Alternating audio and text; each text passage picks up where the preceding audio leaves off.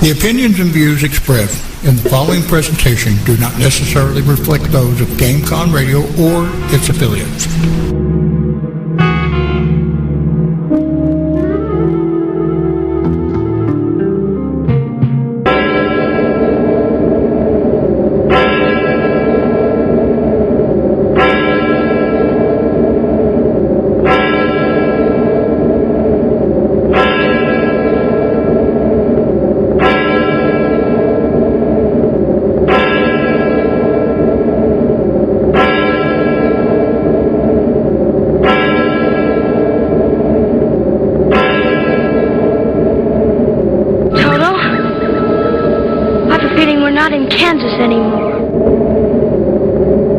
Moebanshee's Lair, Visionary Talk Radio on GameConRadio.com. We rock your world. Welcome to Moebanshee's Lair, Visionary Talk Radio on GameConRadio.com. We're having a little bit of a glitch tonight. I hope you can hear me. If you can, everybody let me know. Tonight's going to be... We're on. Okay, thank you. Tonight's going to be a very weird night. It already started out weird. We couldn't, get things going. We're going to be bringing in two of Asylum's inmates. They're going to be interviewing me. I also am going to be adding Scott, one of my team, and Brian, if he can call in. I'll give you the number in a minute, guys, and you call in, and we'll hook you up. But first, we have some crazy but news. I want to remind everybody the weather's really lousy. It's very cold.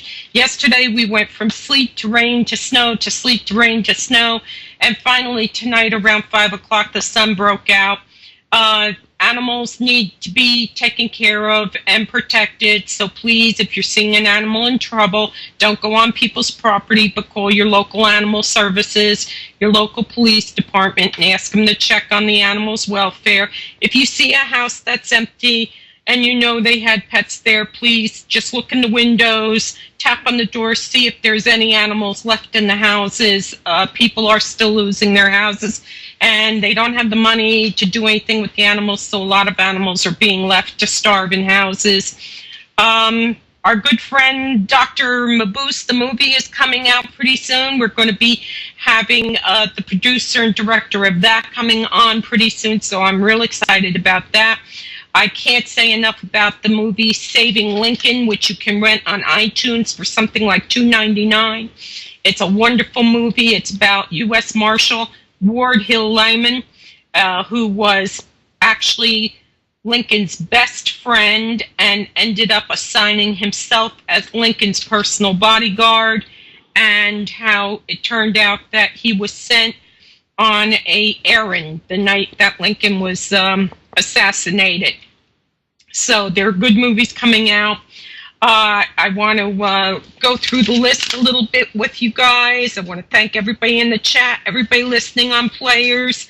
Let's see, next week we're kind of hoping to have a Jesus Christ Superstar type of a show with music from that's for Easter. And April 2nd, Libby Segal, the hobby hoarder. You've heard of hoarders on TV, people that collect garbage and stuff. She collects hobbies, and this girl is amazing. Some of the things that this girl does as she goes through life, trying new hobbies, bungee jumping, you name it, she's tried it, and it's going to be a really fun show. On the 9th, we're working on a Titanic show, because April is when Titanic sunk. And on the 16th of April, Cheryl Lynn, our favorite psychic medium, is coming back with 2014 predictions. And on the 23rd, the manager of the Forum in the Metuchen, the Forum Theater in Metuchen, I used to go to as a young lady. And some great stuff happened there, a great history in Metuchen. Wonderful old theater with the whole works, the curtains that pull back and all that stuff. And they're going to be on, so I know that's going to be a lot of fun. And then on the 30th, Ansel Hollingsworth Productions is coming on with Dr. Maboose. We've got a full slate, man. And then in May, Chad Hopkins is coming back on to talk about Lyndhurst, New Jersey, and Lyndhurst, New York, the Dark Shadows Convention for 2013. And then on the 14th, Carolyn Quinn is coming on, and she's written a book about Mama Rose's turn. It's the true story of Gypsy Rose Lee's mother. So we've got some really awesome shows coming up. Our music tonight, I thought, since this is pretty much about us and me, The Wings That Fly Us Home by John Denver, Original Sin, the theme from The Shadow, and Singing Skies and Dancing Waters. They're 3 favorite songs of mine, so I hope you guys are going to enjoy it. And, you guys are in for a treat. Okay, we are going to try to bring on Karl and Stan first, because they're going to be interviewing me, or raking me over the coals, or whatever you want to call it. I'm a little nervous. These guys are live wires, so let's try to get them on the line, okay? Okay, this isn't a perfect situation. All right. Okay, Mo. Stan. Hey. Whoa. Okay, are you there, Stan? I am here. You are here. Stan Tacker, you have a show on GameCon, so tell everybody about your show. It's just a show about old-time rock and roll. Call it Jurassic Park. We dig up the old bones of rock and roll, play them, and then dump them out. There you go. And what nights? Thursday. And I listened to it. It's a great show. We're waiting on Karl now to pick up, so we're just going to have to wait. So do you want to take over now? Well, sure. Be glad to. Okay. I'm going to, we need to give Scott the number. So the call-in number, Scott, is 732-707-7709. So let me just type that so Scott's got the number so he can call in, and we'll let him come in because he's on my team, so he can tell you best how I work. Mo, okay. You chicken. I know, I am. I know you. Shy, I swear to God. You brought other people in to deflect, just to deflect. Back up, Stanley. Back up. And hey, Karl is on now. She's brought the boys in to protect herself. I know, she has. Exactly. Yeah, well. Actually, Scott doesn't protect me too much. You will not be saved. Okay, so the 2 guys are in. So do you want to start, guys? Karl, you want to start or you want me to start? You start, Stanley. You start. Okay, well, Mo, let's start at the beginning since we're interviewing Mo tonight. Mo, were you born? I was born in New Jersey. I didn't say where. I said were you. Were I born? I was born, yes. Okay, all right. That's good. New Jersey. Yeah. Okay, so you haven't traveled far from home. No, there's a saying that most people die 50 miles within their home, and I'm going to die within 30 miles of where I've been born. All right, cool. I'm planning on that too. I think she's going to die within 10 feet of the radio. Scott's calling in, so we're going to bring him in. Scott? Yep. Okay, we're going to let them ask me questions, and I'm going to bring you in when I need to be saved. Okay. Okay, so Scott is one of my team. He is, when Teddy and I were getting ready to retire, a couple of people from the asylum got a hold of me and asked about learning, and it was Bob. He came on, and then Scott, and then Brian came on, and they've been with me ever since. Yep, and ever since, it's never been the same for them, I'm sorry to say. Yeah, that's cool. That's cool. Yeah, you need that much therapy to get over it. Hey Mo, before we get started, Mo, do you think you need to have a safety word? A safety word? No, I'll tell you to shut the fuck up. Oh, man. I was going to suggest something like Gerbil or Armageddon. Red alert. Yeah, red alert. Red alert. Yeah, I'll tell you to shut up. No, we're not talking about that. I know how to do that. Okay, so what do you want to ask me now? Well, I'll start off. I mean, Mo, you've been investigating for a long time. Mm-hmm. And, well, just tell me how you got started. Well, I've always known there are spirits, and it never bothered me a whole lot. I just thought it's all part of life and everything. And, I did what most people do. I got married and got divorced, and then I got married again. I met Teddy, and the one thing I didn't want to tell him was anything about spirits because it was so successful in my first marriage. So I kept my mouth shut. And we moved into this a little apartment in this where I am now, and things started flying across the room, and I mean jettisoning and hitting me.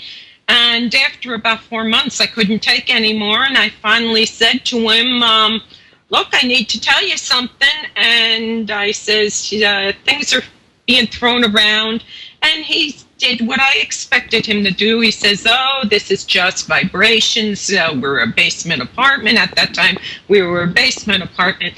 And he says, the trucks go through on the highway, and they'll make the walls rattle a little bit. And I said, you don't understand. And with that, all my stack of 45s, remember the stack of 45s we all had, yep. Went flying 25 I can't remember 45s, Mo. I can't remember 45s. I refuse to acknowledge it. No chance. Ah, Jesus. Yeah, the blarney that's gonna go flying tonight, right? But they went flying 25 feet across the room and smashed into the opposite wall. And I looked at him and I says, like that. And he says, that's not vibrations. I says, thank you. And he reached into his wallet, and I thought he was going to get me car fare and put me on my way. And he pulled out a card that he was with a paranormal group already in since the 60s, the early 60s. You're talking about Teddy, right? Yeah, Teddy. Okay. And I said, why didn't you tell me you were with a group? And he says, well, why didn't you tell me you could see stuff and all? And I said, I didn't want you to think I was crazy. And he says, well, I didn't want you to think I was crazy either, because his first marriage ended up in a, mess. So that's kind of how we got started. And then I was brought in with Stanley Wojak, who was the leader of his group, but Stanley was getting more and more involved with being famous than helping people.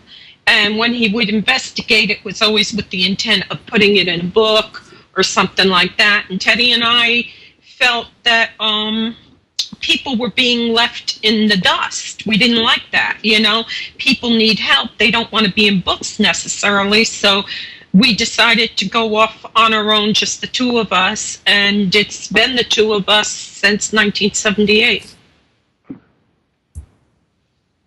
Mo, I find it really difficult, to see that you've gone and got married, right? You've gone through all of the relationship stuff, right? Yeah. To suddenly get to the point of, finding out about each other, that you're both into this subject, you know what I mean? You're both a bit mad. But back then, it wasn't like now. It wasn't like now, because back then, people thought you were nuts. Do you think the marriage vows need changing for this?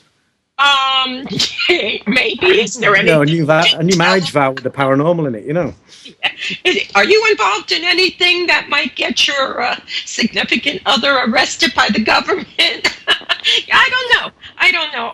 It worked. I mean, it just, I just didn't feel comfortable letting my guard down again like that. And it wasn't like it is now. You had In Search of, Hans Holzer's In Search of had been on, and it had been redone again and all.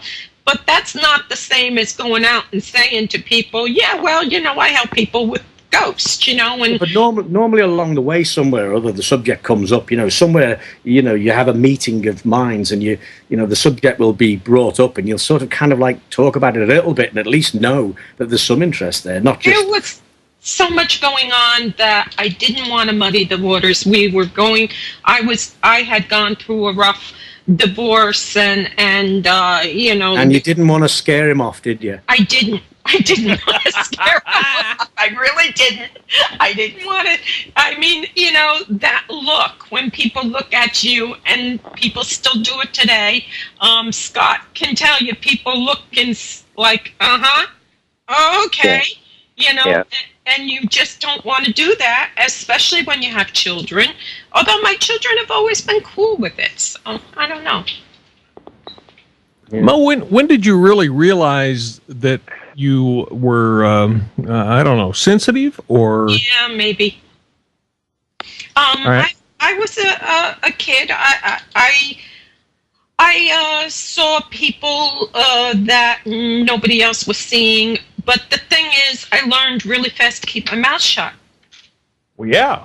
Because that's the way that your father rolls his eyes and your mother rolls her eyes and says, yeah, she's one of those, you know. Yeah, go outside and run around the house. Yeah, please. You know, Mom, you know, I just saw this man, and no, you didn't. There's nobody there. Because my mother was a strict Catholic, and she was, this is the church. You live, you die, you go to heaven or hell, and that was it, you know.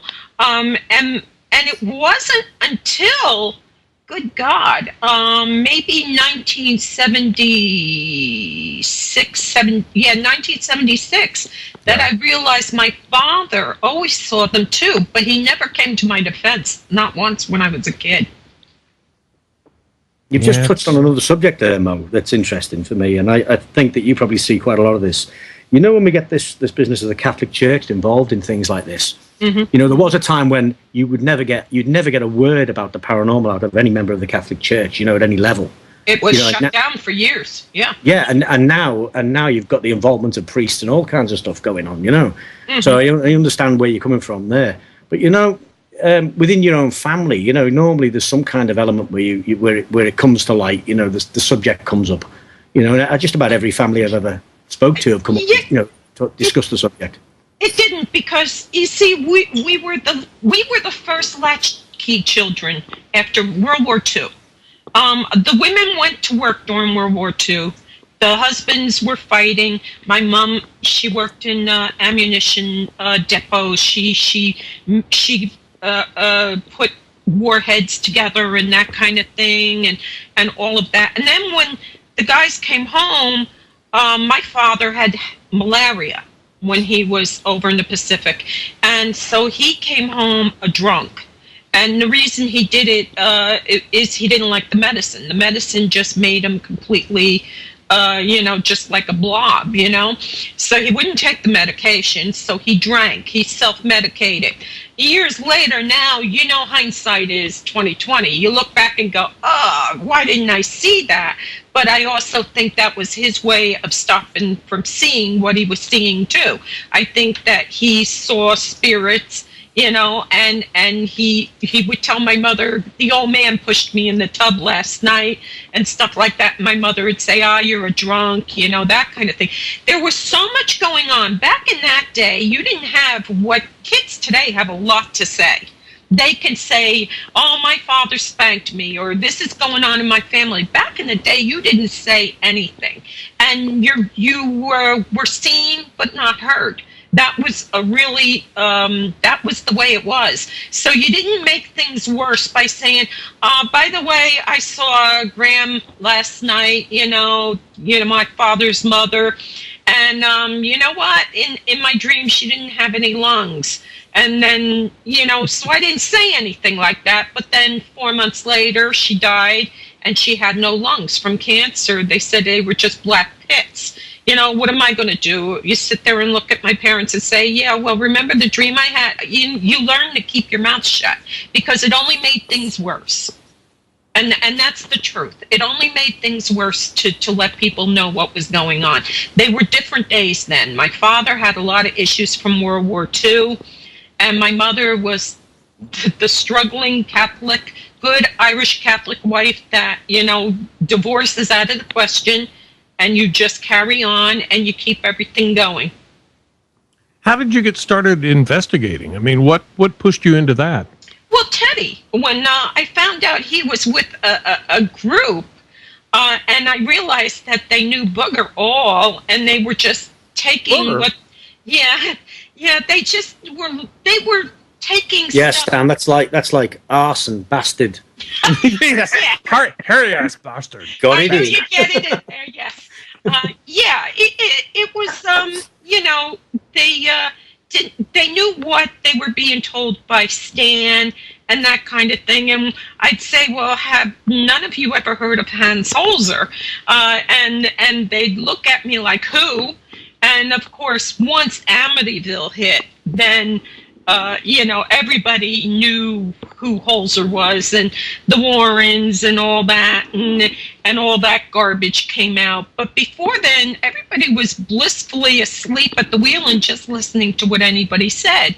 And Teddy and I were getting cases that were really serious, and these people didn't want to be in books or anything, but they needed help. Somebody has to care enough to help. Sure. How did they find you? It was by people who knew us from the team and say, oh, yeah, well, I know somebody and that kind of thing. And word just kind of spread about us. We never went out looking for cases, but we'd get a case. Like one time my mother came to me and she says, look, I know you're into this thing. This is what you do. But there's this woman. She's got somebody, her neighbor. The woman is hearing voices. You can't go during the evening because her husband won't allow anybody in the house. That's our first red flag. The husband doesn't want anybody in the house to find out what's going on. And, so we sneak in there during the day and we start checking things out. And So Mo, just hang on a sec there. At that point you're saying there about, so did you start this with the intention of helping people? No, Or did you start that was all it was to help people. Just help. Unlike myself, I started with a specific need to break down certain, folklore and things. Yeah. You've obviously started in a completely different way, which has continued to this day, hasn't it? Really, the same thing. My whole thing is people should not be afraid of their homes. Children should not be afraid.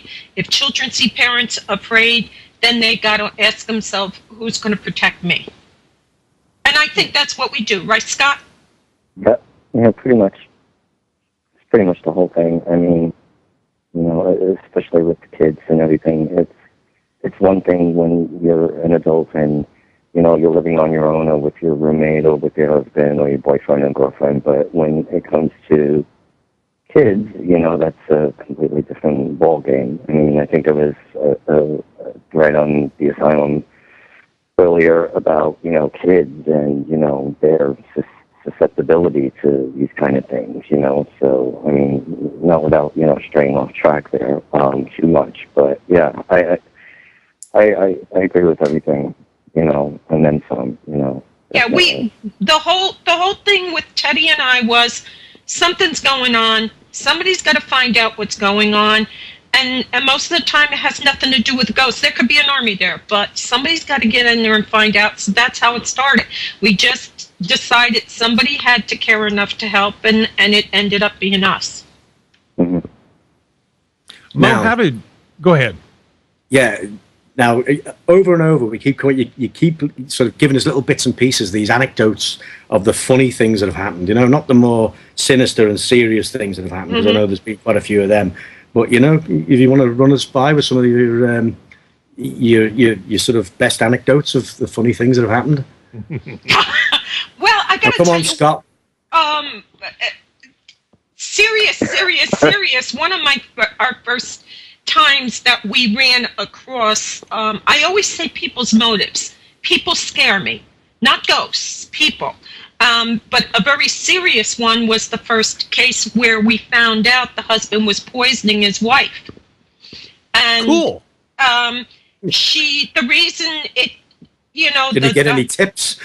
Yeah, the wife had a rash on her face, and my mother and I both had that kind of rash from sulfa. And I asked, "Are you taking some kind of medication?" No. But Teddy went waltzing through, and sure enough, he finds a sulfur-based antibiotic that her husband is supposed to be taking. And it's odd that the husband makes the tea every morning. And that was, and sulfa, if you have a high allergic reaction to it, you'll hear voices if you're given it long enough. Any poison will make you start hallucinating. Stanley, you're taking notes here in case we need to get I am. I've got it. Sulfa. Oh, yeah. But funny, we had a case. It was a lark. We went to this place in Mount Pleasant. Was that it, Scott? The R&R? And it was a nightmare trip right from the get-go. By the time we got there, I was not in a good humor. But we got up to the room, and Scott is standing in the doorway, and he's got this cigarette half hanging out of his mouth, and he's just staring. And I says, "You have the funniest look on your face." He says, "There's a dead baby in the closet." Ah! And I says, "Already?" And he says, "No, there's a dead baby in the closet. I'm not, kidding you." And I get there, and I stand next to him, and I look, and son of a gun, if there isn't a dead baby laying there, and we go, because it was kind of darkish, and we go real slow and walk up to this thing, and they got one of those dolls that looks like a real baby, and it's laying there in a creche. It's supposed to be the baby Jesus, but it's not Christmas, so they had it tucked in this closet. And I'm thinking, what did we just land in? The Manson family? My first thought was like, okay, I've been driving too long because, you're in the car for that long and it's tired. We got there at, I think, maybe 11, 12 o'clock at night, 1 o'clock in the morning, whatever. But, of all the rooms in that place, why? Why our room? Why put that in a closet in a room you're renting to people? Put it in the basement. What is wrong with you? And it looks like a living baby. It's one of those ones that you pay a lot of money for. I'm looking at this thing, and I'm like, "That's not a doll. That's." He says, "It's a dead baby. It's a dead baby." I know what a dead baby looks like. I had to touch it. Yeah, but Mo, you must come across, or realistically speaking, some of the people that actually ring you up. I mean, mad is being subtle about it, really, isn't it? Some of these people are seriously disturbed people who come looking for help from paranormal investigators. Yeah, you get people that, they almost want to be haunted because then that's the excuse for everything that's going on. And, this is tough. See, I don't give names, and I don't like to do a lot. But years ago, on the asylum, I was contacted, and it turned out that he's now famous. He wasn't famous then, but he had been at one of the members' houses and told her she had some demonics attacking her. And it turned out that I kept trying to help her and talk to her and everything, and she became suicidal. And finally, I was able to get a hold of her neighbor who got her husband, who actually had left because it was so bad, and they put her in a mental institution where she had blood work done, and it turned out she had a chemical imbalance. But this, she was desperate for me to say, "Yeah, you have demons. It's demons attacking you. You're not mentally ill." And the problem with that is that, you're never going to be all right, And so, yeah, I've gotten people that actually want me to sit there and say, "Yes, it's a demon," or "Yes, you've got ghosts torturing you," because they want that attention. It doesn't bother me so much with like bed and breakfasts or businesses that the economy's low. They want people to come, and right now ghosts are hot. You know, people go there for the ghost. Yeah, that's pretty understandable stuff, isn't it, really? But, yeah, you know, the danger is here, of course, you know, I mean, although, you know that I work on my own always, right. And, of course, the dangers associated with working on your own are one thing. But the people you're dealing with there, I mean, they're at risk to themselves. They're a risk to you, certainly. Mm-hmm. And, of course, if you did maybe just a slightly wrong thing, it could be perceived in, you know, you could end up in a whole load of trouble, couldn't you, realistically? Oh, yeah. We've walked into a house, and the guy had loaded rifles all through the house. And Bob had to... I've warned you about that, Stan. Yeah, had to walk through... Unload them. And he says, buddy, you know, what are the rifles for? And he says, I'm going to shoot the ghost. And he walked through the house and unloaded the rifles. But again, it was a matter of they were so over the edge, they weren't thinking reasonably anymore, you know, and they were hallucinating. And that was scary because they had a young child in that house. Mm-hmm. Scott was there. That was pretty something out of a TV show, really. I mean, I never really experienced anything. This is it. This is, you can find yourself in a serious situation, can't you? You can. Right out the blue. You know? People bring you out, and they can want to rob you for your equipment. I've heard of teams being robbed. Please rob me. I need robbing. 30 tons of robbing. Come and do it. Okay, you can find Karl over in England. And yeah, you could rob him repeatedly. You can only break in here and tidy up. There's no other way. If you ransack the place, you tidy it. You know. That's right. If you find it's only polite there, it's Karl. Don't take him. Just take the rest of the crap. You won't even find me in here. You can, and that's something that Teddy taught me really early on because the investigating part was alien to me. You know, I mean, I just help people. You know, and that's all I've ever called it, is helping people. But then as this nightmare since 2002 or 2004, when ghost frauds hit the airwaves, now you've got to be so careful going out because some people have some terrible motives for bringing people out.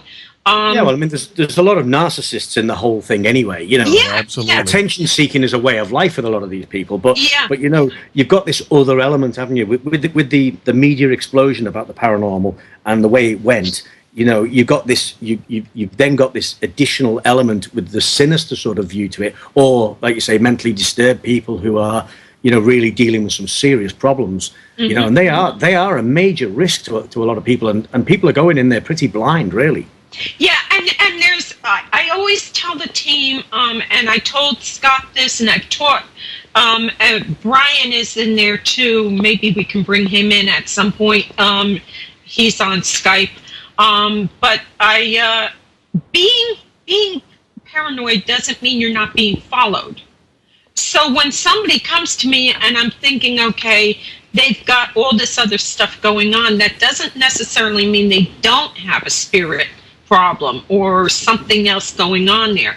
But then we always go back to my original reason for getting into all of this is somebody has to care enough to find out what's going on.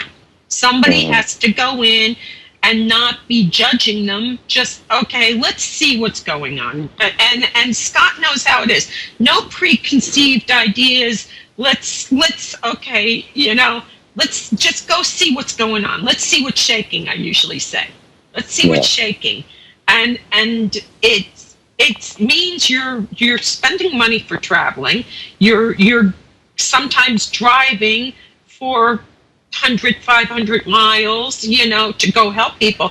And when I get a little ticked off is when, like, we're brought out and it's these people have just cried and cried and cried and carried on. They need somebody out there. We get out there and then they say something like, well, I wrote this book. And then I get pretty tight because I tell them, if you wrote a book, you need an agent. If you want to get on a TV show, you need an agent. If you want to get on Better Business for Ghost Haunted Bed and Breakfast, you need an agent. I'm not that person, you know? Yeah. And yet we'll... If you want to die, talk crap to Mo. Yeah. Well, it's really funny because I usually have this expression that I say under my breath when I'm really tight. Does it have the F word in it? Yeah. And finally, the team got me a cup for my birthday with it on it. It says "feckin' idiot" on it. I love it. Egypt. And I'll walk away and I'll just say, "You fucking idiot," like that. Yeah. And then it was my birthday, and I got this package, and it was signed by everybody, and there it was. It's got it on there, so I take it now with me on investigations and stuff because it's just so funny, you know? I don't even have to say it now. Just go get a cup of tea. Hey, Mo, has there ever been any time where you've just been scared crapless in wherever you are? Of a ghost? No. Okay. No. I think I have. I'm pretty much a scaredy cat. Yeah. Go ahead, Scott. I've never been afraid of a ghost. Even the demonic I had, it was more like, what the heck? You know, it was like, yeah. My kids were there. I didn't have time to be scared. I didn't have time to sit there and go, oh my God, what is that? Oh my God. You know, I've got a 4-year-old child standing on her bed screaming, Mommy, it's here, and a 2-month-old baby boy in the crib next to it, and this big massive thing between them. And I didn't have time to sit there and say, oh my God, I'm scared.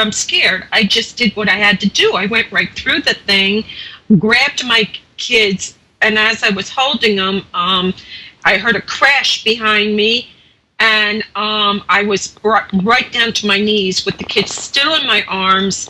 And when I got to my feet, I turned around. Back in the day, remember the old rainbow vacuums they were selling? Oh, yeah. It came, No, not at all. It kind of looked like that CP3O. It was 21 a week ago. Yeah, CP3O kind of thing. And it was laying on the floor behind me when I had turned around. It had come a good 10 feet from the closet door, broke through it and smacked me right in the back. Yeah, a good rainbow will do that. Yes, they are big, they are heavy. And even at that, I wasn't scared. I was pissed. I don't think there's ever... I mean, you can startle me. For sure. I've been in places where people have run down the stairs and I'm standing there waiting to get hit and I let out a scream because, hey, you know, I'm here, you know? But the ghost, a ghost is totally different because I've never had a ghost actually stand there and try to duke it out with me. So that's it. Scott, you've been afraid. Well, Scott, have you been afraid? He's seen a dead baby. Yeah, I've been afraid. I've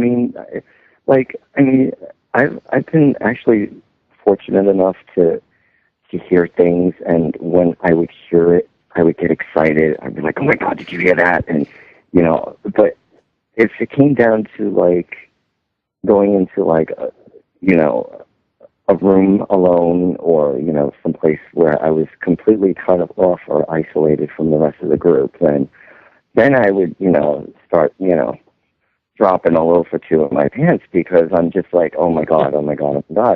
But, it's just, it's just how it goes for me.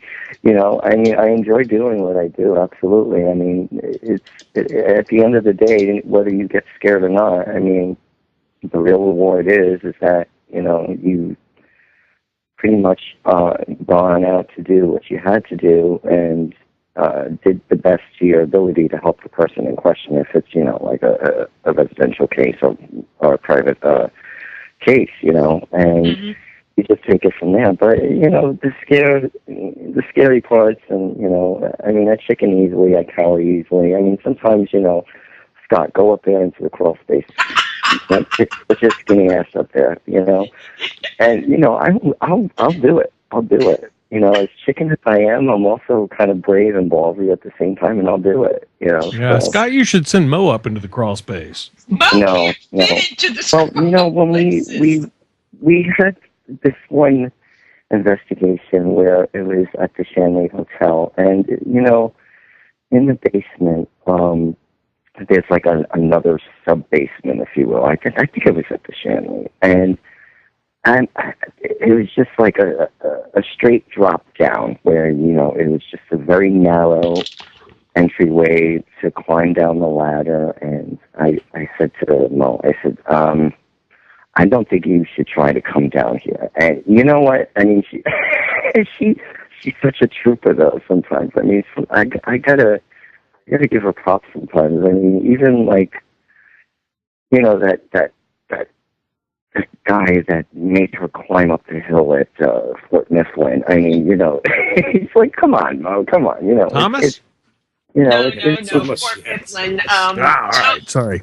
Tony Soletti says to me, we're going to go back to whatever they are, the where they used to keep the ammunition and all this stuff. And I'm like, okay.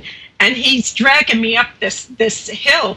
And I said, isn't there another way to get over here, Tony? And he says, no, you come up here. It's faster. And it was... Oh, no. Yeah, it was terrible.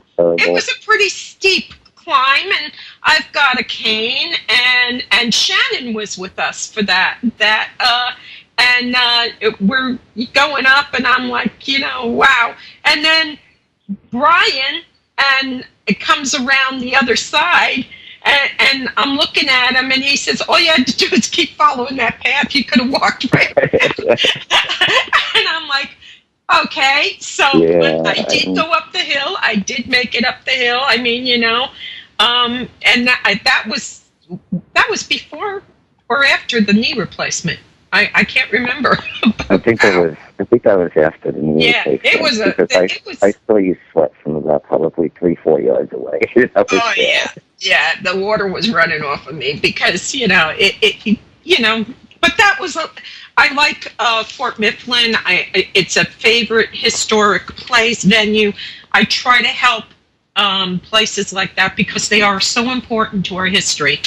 And, they're not getting enough attention with the lack of money in Washington. It's up to people to help those venues. So I will do everything I can to help them and have investigations and do anything I can to bring attention to it. I'm sure once the economy changes, we won't need to have investigations in historic venues like that. But as long as I'm helping, I will help. Yeah. But, hey, Matt. Pretty much like, as long as at the end of the day, it's rewarding to know that, that you've been able to help somebody and did, gave them the satisfaction, you gave them the advice, and just hoped that, they follow that advice. And, you follow up with them, and then everything turned out to be okay, So it's the best thing. I mean, there are times where I'm always like, I'm sorry, guys, and this has been boring. And it's like, you know what? Would it be nice to, see, books go flying off the shelves or, tables turning themselves over? Yeah, that would be great. But, that's not why I'm going. Why I'm going is to see what's going on with the people rather at first and then see, take it from there. Yeah, that's why I'm so proud of this team. And I have to tell you, I was very nervous about bringing in new young people in with Teddy and myself because I was afraid that they all wanted to see ghosts. So like on TV, we want to see stuff. But their first priority is to help the client. And that's that's what I'm so proud of because we can walk away and say, okay, we didn't see one thing that made us think that there's a spirit involved in any way in this, but we did our job, and we took care of this client, and the client got everything they needed. If I think they need to go for counseling, it's the first thing I'm going to say. And we've seen some rough stuff. We've seen drug addiction. We've seen somebody tried to kill himself. We've seen some rough stuff. I mean, we see not nice things when we go out a lot of the time. And just plain second nuts. That's all, you know. This is the whole thing. This is the big difference, isn't it, really, with what's going on? Yeah. You know, you people are actually, you know, involved with an awful lot of people, you know, and this is the main difference between what you're doing and what other people do. I, for one, I never see people really. You know, my whole thing is based on being on my own and doing my own thing without the, you know, the interaction of people. But your whole thing revolves around people. You know, and I can see where the, you know, the pitfalls of that must be horrendous, really, when you think about it. Well, because you know, you just said, man.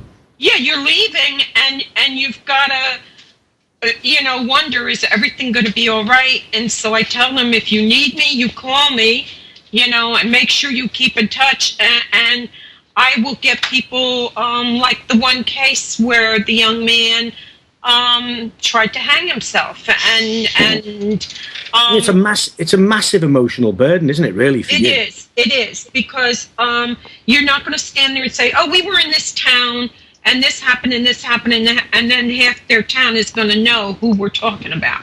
So, you know, you've got to be you're not going to see these pictures from their home all over the internet. You're not going to see pictures of where the kid hooked up the rope. I'm not going to do that. These people need help. They don't need exposure, you know? Yeah. And that is, it is, I guess it's a moral dilemma. And that's why when people look at me and say, oh, well, they don't do anything like the people on TV. And I sit there thinking, I've never seen half of what we've seen. But our moral responsibility is to help the client and not make it worse. Mm-hmm. And that's a big thing. We got to go to break, guys. And then while we're on break, we're going to try to see if we can bring Shadow into it. And I think the first song we're going to do is The Wings That Fly Us Home. No? Huh? Original Sin. I'd rather do the other one if we could. You can't? Okay, we're gonna do The Wings That Fly Us Home, because that's one of my favorite songs, and I think it speaks volumes about me. So I hope you guys all enjoy it, and we'll be right back.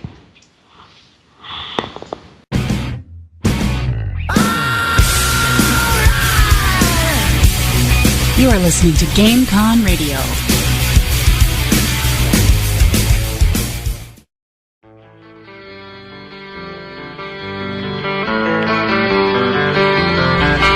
Listening to GameCon Radio.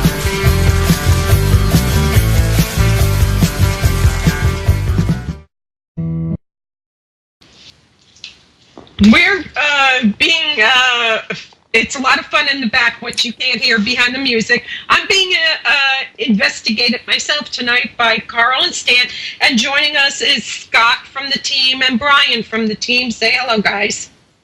Hello. I think Brian is still Brian's still missing in action. Okay, where is he? He's probably taking care of one of the kitties. Okay, so you guys have the floor. Okay. Is it moving? Yeah, it's not moving. Not yet. I gotta think of a really good one to get a really squeamish. So I'll let you guys take first crack at it. I'm back. Are we on? Yeah, you're on. Yeah, you're on. Okay. Okay, Karl? Brian, it's up to you. Brian, you have Brian. everything. Oh, hell, what did I do? No, the guys have to ask a question. Karl? No, I'm dead. No. Sorry, I've died. Drowned. All right. The water's coming in, Mo. The floor's moving. Yes, we told a story about a basement we were in, and poor Bob and I were down there, and it was pitch black. And to explain the basement, there was a giant boulder in the corner. They just built the house around the boulder. And so I'm sitting perched on this boulder, and it's really dark, and Bob says, Mo? And I says, yeah. He says, the floor is moving. And I says, what? And he says, the floor, it's moving. And it's moving towards me, like that, real high pitched. And we call him Bear. He's big, and he doesn't have a high pitched voice. And he goes, and it's moving towards me. And I'm fumbling, and I get the torch, and I turn it on, and there is water pumping up through this dirt pit, and it's headed right at Bob, and it's actually in waves, and I'm yelling, get the equipment up off the floor, and he's standing there in the middle of this water up to his ankles at like Atlas holding all this equipment up in this basement, and it just was really funny, but you know, it was dangerous. You know, nobody warned us that this kind of thing happened. And it was dry when we got down there, so we didn't see, you know, any problem, you know, but people aren't always forthcoming with the problems of the house, and you've got to take that into you know, account. That's an understatement. Hey, Mo, what would you say is your most satisfying investigation? Recent memory would be the young man. No sex in it. No sex at all. No sex. No, the young man, we were called Sex out. is okay. She brings the young man straight into it.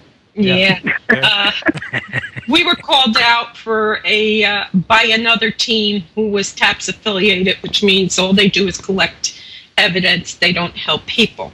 And what it was is this other team had told the client that a ghost had tried to hang the son. And when we got there, I sat them down and listened to the whole story. And Scott was there with me, and Matt was there with me for this one. Brian couldn't make it. It was during the week. It was an emergency. We went all the way out, and the father said that he was getting ready to go to bed, and there was this huge man in the corner of the bedroom. And he said, you know, who are you? Why are you in my house? And the man didn't say anything, but started walking towards him. And he said the guy was immense. He was just like a big, huge man. And he backed him all the way up to the basement door. And the guy opened the door and started backing down the steps of the basement. And it was dark, and he heard a bunch of noise. So he tried to pull the little chain to put the light on, but it wasn't working. So he felt around, and the bulb had been loosened in the socket. Yeah. And he tightened it, and he saw his son flailing, hanging from the beam in the ceiling of the basement. And he quick grabbed him, and the kid said something hung him, you know. And so this other team that had investigated told him that the ghost was trying to kill them to get them out, which made no sense to me at all. I mean, why would this ghost back him down to the basement so he could find his son before he died? Mm-hmm. And finally, I had Scott and Matt take the boy outside. I says, I want every inch of that kid checked. And as it turned out, Scott said the kid's definitely doing meth, and he was going through a divorce. And the neighbors were saying that, you know, they saw a woman there and all. Well, I said, you know, and I can't say too much because I don't want people, you know, to put two and two together, but it was a Spanish family. And I says, I'm not trying to sound terrible here. I'm trying to be honest and try to get you some kind of resolution, I says, but it sounds like a really big old Polish man who doesn't like Puerto Ricans living in his house. And Scott was looking through the records while we were doing this at the same time, and he says, you're never going to believe who built the house in 1906, a man whose last name was Polak. A racist ghost. Well, actually, he wasn't. He was trying to save the kid, and he chased the father down to the basement where he found him. And the ghost actually said he may not like the Puerto Ricans living in the house, but he's not a murderer. And so while I was trying to talk to the family, I says, you guys all have to understand. And then I realized that this guy was behind me, this big Polish man. And I says, look, I says, eventually you're going to be like roommates who never see each other. I says, and you're just going to have to relax. I says, everybody's new to this. I says, if you, and then I kind of lied, and it's called making a deal. And Scott knows I do it a lot. I said out loud, I says, you want these people to leave. As I understand, this will be the 5th family you're driving out. If you drive them out, the people who bought this property will have to tear it down, and you won't have a house anymore.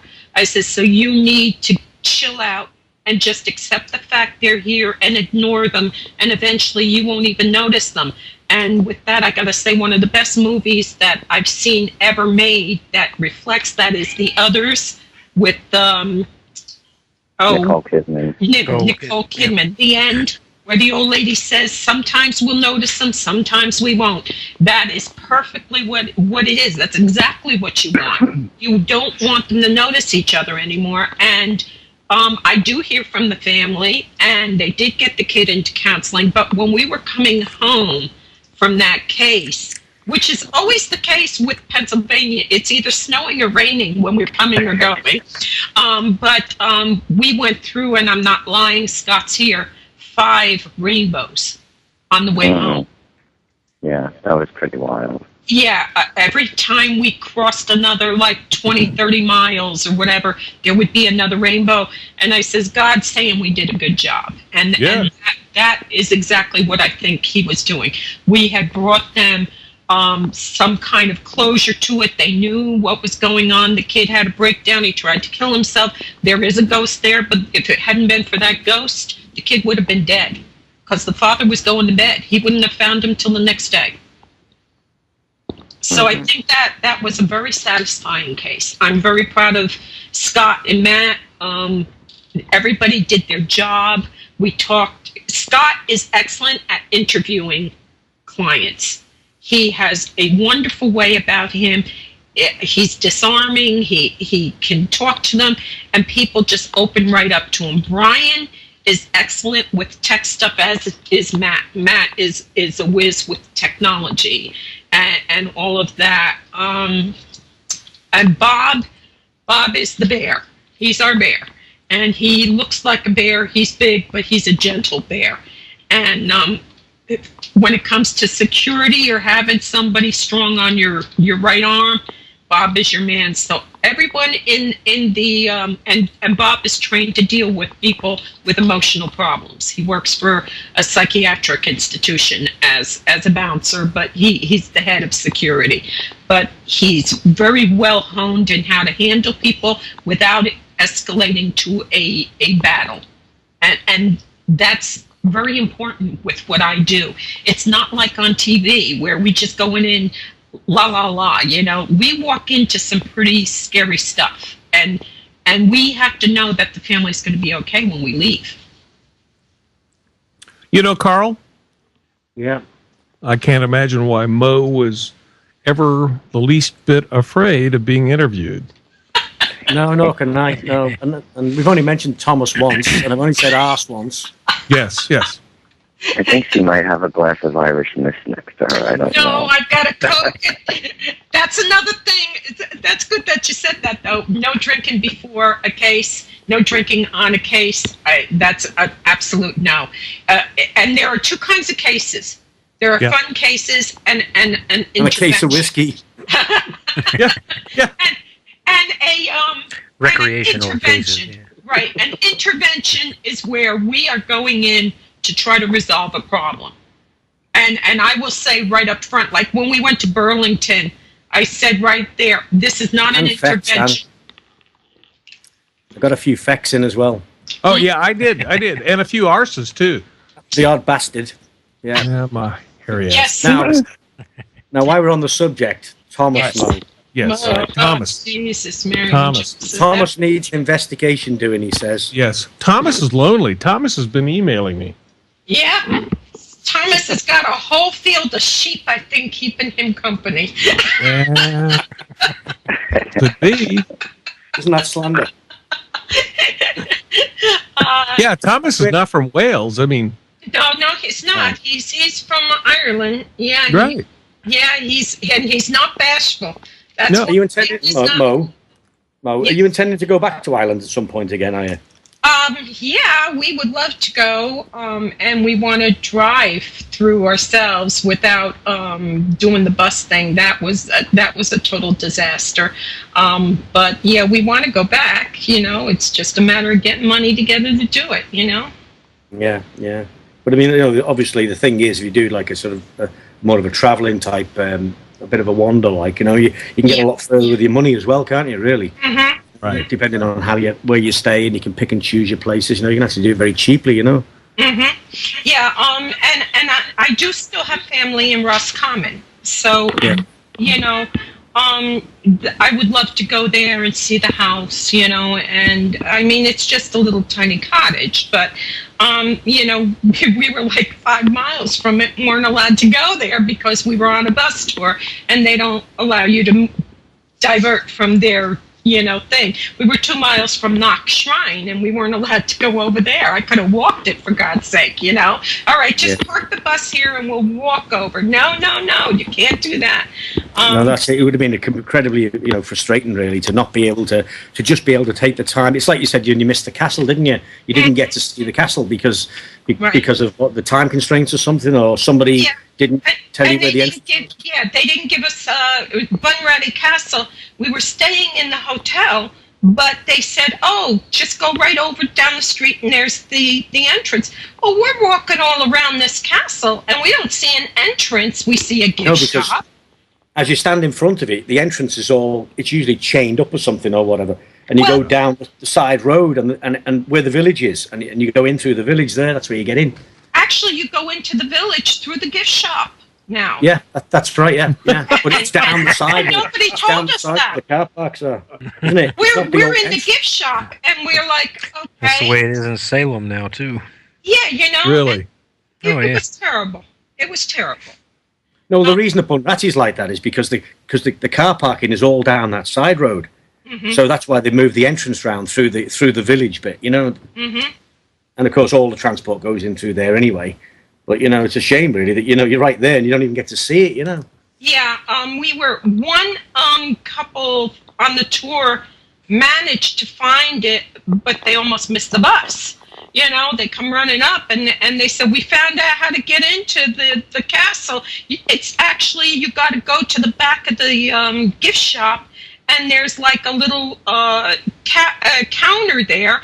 And I thought they were just selling sweaters there, and they said, "No, that's where you buy the tickets, and they open the door and let you go into the village." Yeah, well, if you go to Scotland or you go to any of the national sort of heritage places in this country, most of them, they all have the gift shop, and you go through the gift shop into the venue, and that's how most of them are. Any of them that are owned by any of the heritage companies, anyway. So that would apply to all the castles. Most of the castles in Scotland are owned by Scottish Heritage, certainly, and the same here with the National Trust and people like that. They're all the same. That's what you're always looking for, is that entrance through the shop. Yeah. Next time, Mo, just get a car and just wander around. Yeah. I did have an interesting in Bunratty hotel. By the time. No, it wasn't Bunratty. It was, I think, in Derry. We got up to the room, and I laid down on the bed, and all of a sudden, this woman said, "Wow, that was hard," out loud. And I sat up, and I looked at it. I says, "What was hard?" And so, no, I'm right. It was Bunratty, because I went downstairs to talk. It was late at night, and there wasn't that many people there. So the girl at the desk was talking with me earlier. I went back downstairs. I says, "Okay, so you have a ghost here." And she smiled. She says, "Okay." I says, "It's a young woman." And she smiled. She says, "Yes, it is." I says, and she, from what I can tell, maybe was one of the like servants or something here, because she said, "Wow, that was hard." And the only thing I could think of is she was talking about getting the scooter up into the room and all, because we had to put the scooter upstairs in my room.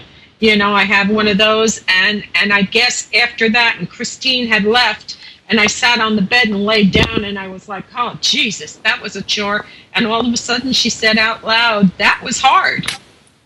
So, you know, that was cool. But that's the only experience I had with a ghost there. I have a good line for that, but I'm keeping my... No, Thomas wasn't there. Thomas wasn't there, so it had nothing to do with being hard. Well, that was hard. Yes. But, you know, getting back to what we do, any other questions about that? Yeah. What do you think about, what about doppelgangers? I think that there's spirits that, and this is something that I'm still working on. I'm still working on this because I really, since my mother died, is when it dawned on me. You know, for years we've had people tell us, no, I don't know who this, I saw this person and I don't recognize them. I never saw them before. But everything concerning the haunting or visitation, because just because there's a ghost there doesn't mean it's a haunting, but everything is sounding like they know you. You may not recognize them, but it sounds like they think they know you. Yeah. And so I would say, you know, well, what exactly, you know, is going on? And they'd say, well, it was young and this. And then my mother passed away. And I saw her, and she was maybe 30 years old, 28, 30 years old. And it clicked. My mother, before she died, she was looking in the mirror. We were buying dresses, and she said, oh, I let myself go. I really let myself go. She was 84 years old, you know? And I'm looking at her, okay, Mom. And but then when I saw her, and I realized she looked like she was 30 years old, she sees herself. She always saw herself younger. When we look in the mirror, we don't look at ourselves and think, wow, you know, inside our heads, we always see ourselves younger. Absolutely. Really. And I think that a lot of times when you get spirits... It's not what I see in the mirror. Yeah. When I think when get a new mirror, Carl. I don't look 21. I'm telling you that, man. No way. I just do not look 21. Rough. When some people pass away, they get Swiss cheesed, and they can't quite remember what they look like, and so they might actually, you know, take on the attributes of something. Say it looks like Marilyn Monroe. Maybe the person who passed away kind of resembled them. And they can't remember exactly what they look like. And you're going, I swear to God, I saw Marilyn Monroe. And then you look at the pictures on the family's desk or on whatever, and you say, kind of like that. Maybe the spirit isn't realizing what they look like. They're doing the best they can. You know what I mean? Yep. Because it's a theory I've been working on because of my mom. If she hadn't shown up to me at 30 years old, I guess I would still be saying, I guess there are ghosts that just like to imitate other people. But I don't think that's necessarily the truth. One of the elemental, it's one of, I think it's Fyvie Castle. Is it in Scotland? Yeah, Fyvie Castle. Yeah, they call it the elemental. And when the woman that reported it said it was covered with like a lamb skin, and it stunk to high heaven, and it was very short. So imagine a child. That was just ghost. Yes. One like that, and a similar one at Blenkinsop Castle as well, Mo. Similar tale at Blenkinsop Castle. Yeah, maybe a child from the Middle Ages passed away never having saw itself, but knew to cover itself with a sheepskin. And maybe baths weren't on the top of the list back then. And now there's a woman there, and it comes up behind the woman and appears, and she looks down, and of course she's seeing this mishmash of whatever. She sees the coat, you know, and the cover on the head made of the lamb's wool, but the child really doesn't know what it looked like. other than it saw its hands, its legs. But nobody held a mirror to its face and said, "Aren't you a beautiful baby?" You know what I'm saying? So I think some ghosts... Maybe a distorted view in a pond or something like that. Right. Some ghosts don't actually know what they ever look like. And so now when they're appearing, you're seeing this kind of mishmash of emotions too. Because I definitely think that there is some kind of way that when our guard is let down, we see them. And if you go looking for them, you're not going to see them. Most of the time, if you're going to go looking for a ghost, you won't see it. Anybody I know, it's kind of been like, oh, I wasn't expecting that. That's just the way it is with them. I've seen famous people a few times. Yeah. Yeah. I once saw Fidel Castro. No, I'm serious. Yeah, I'm sure you are, yeah. At the local post office. I mean, it looked just like him. Okay, you saw it. Yeah. Everybody has a double. Stan, everybody has a double. Yeah, and Oscar Wilde's living in my quilt. Yeah, right. He's living in my bedclothes. Queen Elizabeth was at the local Quick Trip. She was gassing up her car. It doesn't surprise me, actually. I saw my grandfather's double in Keyport, New Jersey. My grandfather died while I was living in Metuchen in 1970. And then years later, I guess it was like 76 or so, I was in Keyport, New Jersey on my way from my house to my mother's house. And there he was standing on the corner of the road, of course, across from the gin mill. And I said, either that is a great double of him, or that's my grandfather. But everybody has a double. I mean, it's just, it has to be. There's too many people here.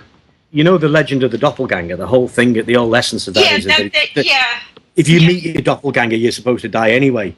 So, that's part and parcel of the legend of the doppelganger, I don't buy it. I mean, I've never seen it in action, so, I mean, I haven't seen my doppelganger.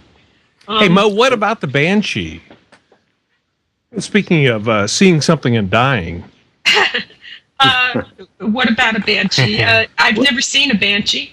Well, good, because isn't the legend of the Banshee? Well, the legend of the Banshee is certain houses in families in Ireland have a Banshee, a woman that can show up as an old washerwoman or a beautiful woman, and she knocks at your door, and if you let her in, someone in the house will die that night. All the famous families have it. I guess my family's not famous enough to have it, so... Infamous. They just have like a washwoman, that's it. We're called Ruans from Roscommon. So I guess, and they're part of the Runan family somehow, but we don't have a Banshee, so I have no experience with Banshees other than my own. How did you happen to pick the name Banshee? That's a funny story, actually. I had just gotten the computer. We never did the computer, Teddy and I, until like 98, and somebody gave us a computer. And 98? Yeah, 1998. And so I had Windows 3.1 for you then, was there? I met this guy who had a site, which was Asylum Cam, the predecessor for our site. And he decided he was getting so many hits on the site that he had to make like passwords and all. And I didn't know anything about these passwords. And so we always emailed each other, but now he was building the site and everything. And so he says, you're going to need to, get a username and a password. So I made the password. I looked down at the floor and my cats were there, Mo and Banshee. And I made the password, and all of a sudden... You had a cat named Mo? Actually, his name was Memorial, but we called him Mo. Okay, all right. I pulled him out of my engine on Memorial Day, and Banshee was there, and so I used that, and next thing I knew, that was my username on the site, and everybody just started calling me Mo, and since 1998, everybody's called me Mo. My mother, just before she died, my granddaughter walked up to her and asked her something. She says, go ask Mo. And I looked at her, and her mouth dropped open, and she says, "I'm so sorry." I said, "You too?" Funny how things stick sometimes. Mm-hmm. Yeah, that's how I got mine, actually, because I was working on a TV show, and somebody had seen me in the dark, in the shadows, carrying these cables, and someone had got a bit excited about it and wrote that it was the ghost on this particular program, you see. So that's how I became the ghost, because I was in the background. But if you actually look carefully, you can see me actually carrying the cables, you know. Mm-hmm. If only I could get ghosts like that carry the cables. Yeah, that'd be helpful. Yeah, well, that's it. They never helped me, you know. Not at all. I need something that can run a vacuum around here. Yeah, good idea. Good idea. That'll We've work. had some interesting cases. Brian and I and Bob, I think. Were you with us, Scott, in the one where there was no floor down to the basement? Yeah, I was there. Yeah, you were there. We sent him in the mushroom-infested attic, remember? I hear feedback from somebody's speakers. Nothing. None here. So what happened is we were called on this case, and we had been out at the, what is that? What is the name of that? The John Bonet in Pennsylvania. And the client was just so adamant that they were scared to death. But we went out to this house, and I went up into the bedroom for the baby, and I don't know if people understand what a TENS unit is. When you get hurt, a therapist will put these two patches on you, give you a small electric volt to go through to stimulate the nerves and try to, fix whatever's wrong. I got it all over me to the point where it hurt in there, and I said, "It's okay. I'm just here to make sure the baby is okay." And it backed off. And then I went on into another room, and then Brian, what happened with you in that room? Well, it wasn't 2 seconds after you had, I noticed like you were taken aback, and as I was noticing how you were reacting, it was like all of a sudden something like an electric force just went from my leg all the way up the left side of my body, and felt like it left from the back of my head. I was like, wow, that was something. And then I turned around, and I think at that point it found Scott. Oh, that was in John Bonet. Oh yeah, that was John Bonet. Yeah. But you know, what you've just described there, what you've actually just described there is actually a stereotypical electric shock. It goes down down one side of the body, and it gives you that feeling. And I've been an electrician for 20 years, and I know what that feels like. And it wasn't that.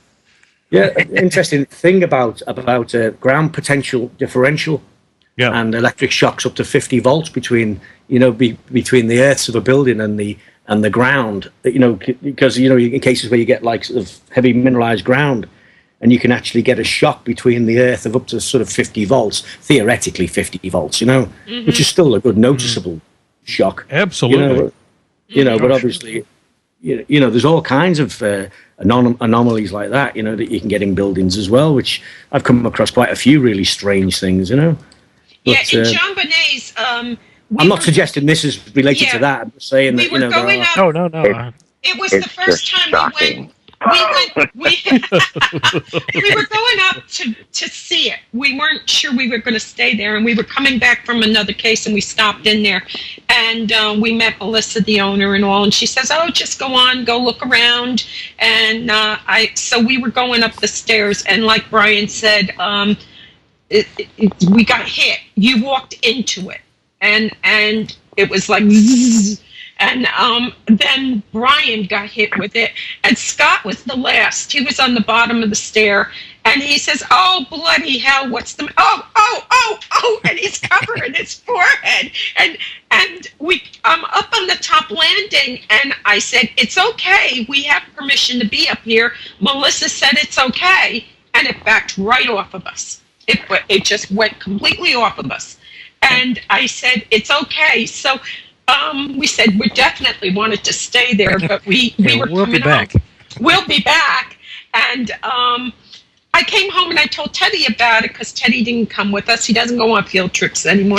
And I said what had happened. And I says, I don't know. It's got to be somebody involved with the house, like a housekeeper or something. It's a legendary haunted, building. It's got a resident ghost there and all. And he says, you didn't have any luggage.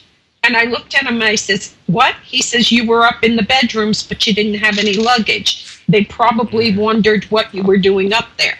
Aha! And I went, yeah. See, for me and Teddy, it always has to make sense. If it doesn't make sense, then something's wrong with the whole thing, you know? But we went up to this house after we stayed in the John Bonet, which was a trip. It was great. But we stayed there, and this client kept calling me. And so I said, we've got a blizzard coming down on us tomorrow. We've got to make a decision. Are we going to go further out? Because it was almost to Ohio. And the boy said, yeah, we have to. We can't just ignore this. So we ended up driving out to the Ohio border. Somebody's got a speaker going. No, I don't have Yeah, I hear it now. You hear it too, Brian? Yeah, a little bit.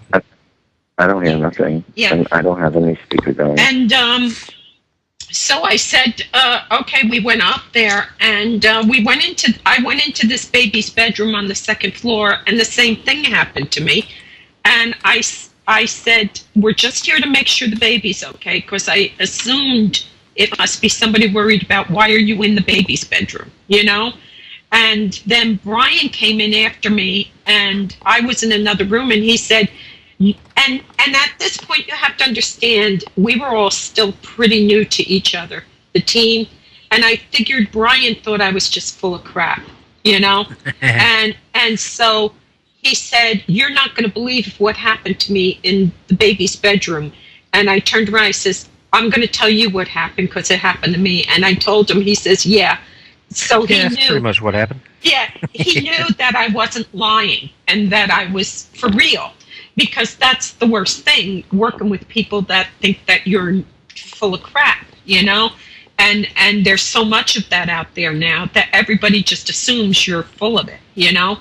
And so I had gone into this one room, and it was dark, and I kept taking my foot and putting it a little further out and putting it a little further out and feeling my way. And all of a sudden, I felt a hand on my back, and it was Brian, and I found the chain for the light, and I turned it on. He says, I just got this horrible feeling that you were in trouble. And we both froze and looked down. There was no floor. Go all the way to the basement. That's a sort of It's only standard about sort three- of venue that I About get a now. three-story drop. Mm-hmm. You know, roofs and floors are optional in the buildings I go in. Yeah, they gutted out the entire stairwell. It was like, you got to be They careful. never warned us. They never warned us at all. No. Yeah, no, they didn't Yeah, say. after you pass by the the three way, rifles on the right, look out for the Yeah. pitfall down to the left. I mean, the first sign of trouble really was after we had set up the equipment and, we're just about getting ready to, start off in the basement.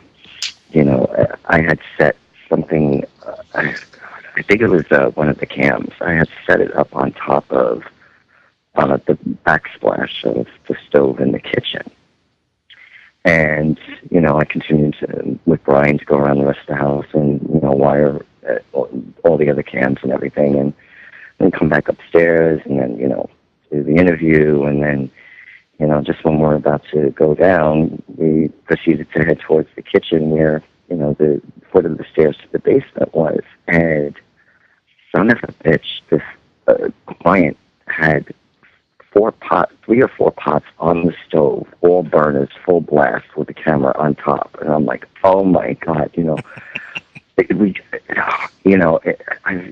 was mortified, because it's like, you don't tell us about the stairs. You're trying to cook our cameras, and you have loaded shotguns. It's like, oh my God! And they were only just trying to be nice and make us some nice ghetto pizza. Yeah. Yeah, they Yeah, were we trying to want make us pizza for that. pizza. Yeah. They were Camel pizza. they were stoned. Yeah, I'm not going to lie about that. And then I try to tell the guys, be careful. You know, we're dealing with people that, you know, have all kinds of emotional issues. You know, they justified, unjustified, whatever. But Bob looked at the baby, and I didn't know who baby Stewie was. I wondered if you were going to bring us. If you were not. I don't know. We're getting a lot of static, but yeah, I didn't know who baby Stewie was from. What is that, Family Guy? Yeah. And he kept calling this baby Stewie, and it wasn't until I got in the car and was on my way home that Brian explained who Stewie was, because Bob is saying, "Did you see the size of that goddamn baby's head?" Oh my God, it was the size of the Goodyear blimp. It was ginormous. It was just scary. It was a scary baby. But again, it was a situation where this house probably shouldn't. I don't believe it did have a certificate of occupancy. There was a lot of environmental problems in there, like the boys were saying. Scott is also our tunnel rat. Back in Vietnam, you had tunnel rats, and you scooted them through the tunnels looking for the Kong, you know. And so he's small, and he fits in little places nicely. And we put him up in the attic, and there was all these mushrooms growing up on the ceiling of the attic, and the walls of the basement were completely crashing in. And when I finally contacted the family who had called us in, I told them that these two kids who had set up house with this baby had no business being in the house. It should be condemned. Also, that they were really stoned. A hazard. And again, this goes back what Karl was saying. I have a moral dilemma going on because I had to tell the parents that these kids were stoned, and they had a baby there, a brand new baby, and you know that this is not a good thing for anybody. You know, something's going to happen. They were cooking stoned. They didn't know what was going on. Like Scott said, they were destroying a camera that was worth, you know, a couple of $100, you know, and you know, without regard to what was going on. So I don't know what the family did, but I had to be the bad guy and say they shouldn't be alone with that baby. They're two teenagers trying to pretend that they're adults. I don't know why they were allowed to stay in that house, maybe just so the house had somebody in it and that kind of thing. But again, we get a lot of that, you know, where we have to be the bad guys, you know? I think it's quite. Hey, Mo, I have a question. Oh, Sure. Go ahead. Go ahead, Karl. No, I was just thinking, you know, I mean, you know, listening to what you're saying there about all of these things, all of these aspects and these various diverse parts of these investigations, you know, I mean, you know, to me, that would almost, it would put me off even bothering, quite frankly, to do any of it. You know, I have enough to think about with all of my own personal things that I'm dealing with all the equipment issues, with making sure the buildings are secure, and all of this stuff, you know, without having to worry about whether I need to get the authorities involved or you know, what kind of emotional issues I'm going to take home from the people that are there. You know, I mean, it just seems like something that is so vast in its liabilities and its risks that, you know, a risk assessment for something like that. I mean, how do you risk assess something like that? It's huge. We take our chances. Yeah, I just feel that this is what I'm supposed to do. Somebody has to help, and I'm a watcher. I know you're a equipment person. I know a lot of people who go into this looking because they want to prove there's ghosts. I don't need to prove it. I know there's ghosts, and I'm not interested in proving it on TV or having people say, "Well, Mo has proof there's ghosts." I can't. Yeah, no, I understand that. You know, the way what I do, yeah. So the difference is, this is what I do because I'm good at observing things and going back to children. I don't want children in trouble. Teddy and I had a case where this doctor was from another country and was saying that a demon was hurting the child. And at the end of it all, it turned out that the spouse was abusing the child. And I know certain things to look for, certain behaviors. The child walked on his tiptoes around the offender. Also was mean to the one parent, but overdoting on the other parent. And I started watching really closely, and it did turn out that after DIFUS was called in, that the one parent was put out of the house for child abuse. And the doctor came to me carrying on because now they had to bring grandparents over to take care of the kids because of me. The one spouse was put out of the house.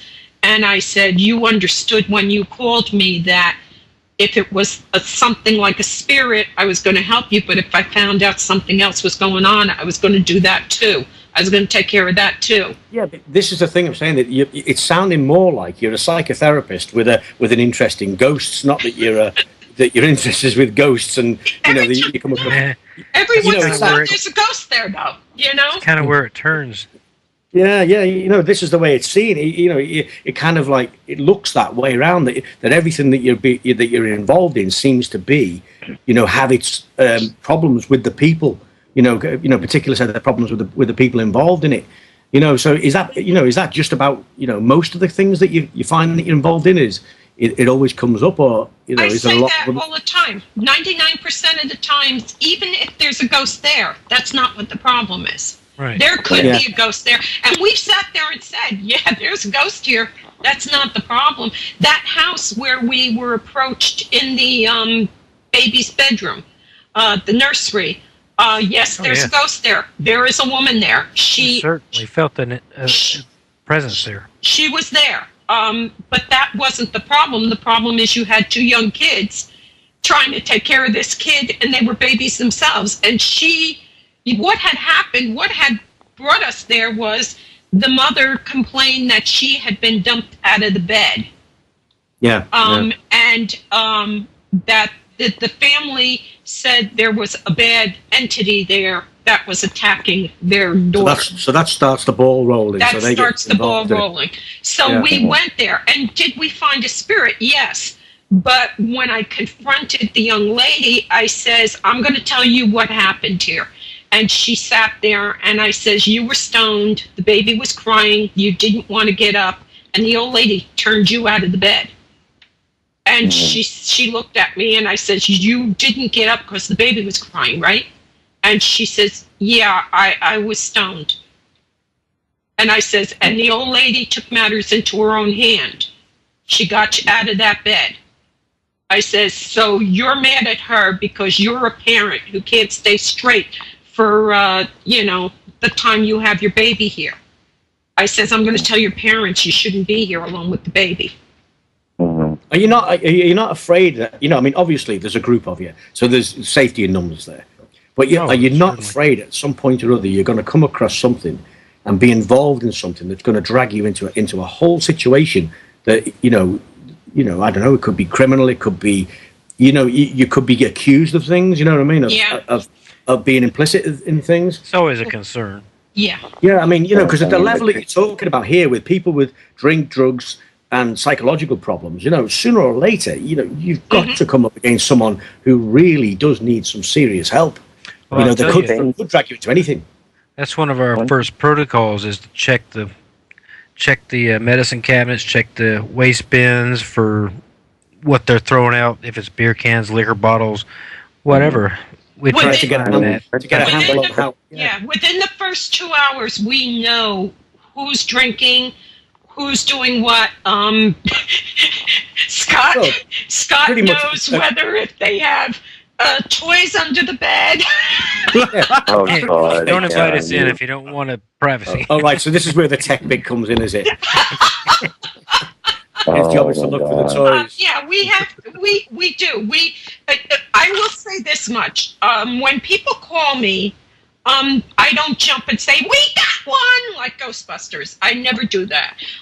Because 99% of the time, nothing is needed. You just have to talk them through it and say, yes, it's very normal. You probably do have a spirit there. And it's probably somebody you know, and you got to get over that fear and just accept it. And then as we talk over the time, they get over that, because it's that first, I'm 50 years old, I never saw anything, and suddenly they see something or that shakes them. Brian, the Medal of Honor soldier, how old? In his late 80s? 70s, yeah, early 80s, Right. and crying because in his whole life he never saw anything. This is a man tough as nails. Tough as nails. And reduced to tears when we got there. And that was Brian's first case. And it was... I have a case for Scott there. There's a guy I work for sometimes that runs a theatre up in Blackpool, and they have a pretty... he runs a hotel himself, and they have quite a few ghosts apparently at this hotel. And so the reason I'm saying that it might be one for Scott is because it's a swingers hotel. and it might be right up your street for investigating for those toys. Oh my God. Oh my God, poor Scott. Scott is the biggest prude I think on the team, and what he ends up having to get involved in and finding. But he's so good with, we had a case just recently too, and we were called into the Bronx, and it was really interesting because it was a very religious lady who said she had ghosts coming in, and it turned out that she had just gotten an eye transplant and had just seen for the first time in 20 years? Yeah, and she was seeing these spirits, and it was very interesting because he sat down with her, and she was very tight-lipped because everybody thought she was crazy, and one daughter was actually trying to have her committed, and you're right, you walk into the middle of families in battle, and I mean they're in battle. And one family member is trying to get this woman committed, and the other sister is sitting there saying, my mother's not crazy. If she's seeing something, she's seeing something. And as it turned out, we figured out that the reason she's seeing it is because she doesn't know how to filter it out anymore. Children, when you grow up and your invisible friends become a nuisance, you filter them out. Do you know what I mean? It's a child's way of protecting themselves. They stop talking about their invisible friends because mom and dad say, "Oh, there aren't any invisible friends. You're making it up. You're making it up," and or their friends start, who are you talking to? That's another element that you're saying there. About being dragged into family feuds and trying to get somebody committed and things. You're used as a tool to try and get somebody committed to say, well, actually, she says she's seeing ghosts, and you agree with her. You know what I mean? It kind of like it gets more and more complex as I'm listening to it. In fact, it'd probably make a great film, really. Kind of like Jerry Springer goes ghost hunting. Yeah. It is bizarre. But obviously you've got a good team with all the right elements. Yeah.